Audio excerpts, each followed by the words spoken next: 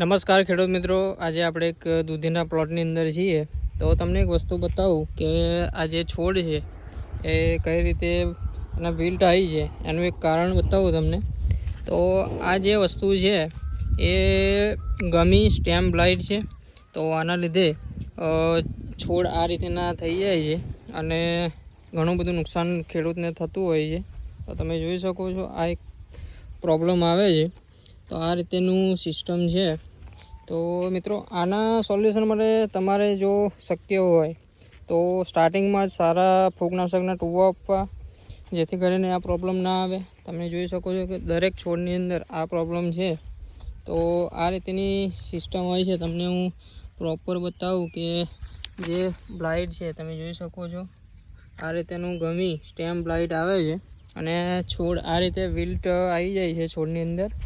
તો આ રીતની છે. તો આની અંદર શું એવું ફંગીસાઇડનો યુઝ કરવો, તો આની અંદર COC એટલે કે કોપર ઓક્સીક્લોરાઇડ, પછી આવે છે કાર્બેનિઝમ.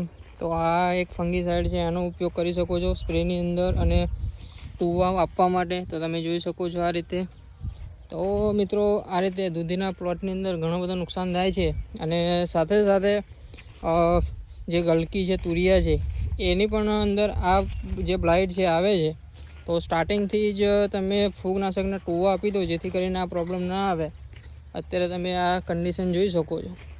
તો મિત્રો આવી પરિસ્થિતિ આવે છે. તો તમે શરૂઆતથી જ ટ્રીટમેન્ટ સારી આપો, જેથી કરીને આ પ્રોબ્લેમ ના આવે. તમને બતાવું કે આ રીતે જે એની ડાળી છે એ રીતે આ રીતે ફાટી જાય છે અને એની અંદરથી ચીકણો પદાર્થ પણ નીકળે છે. એટલે એને જે ગમી સ્ટેમ બોર આ સ્ટેમ બ્લાઇટ કહેવામાં આવે છે.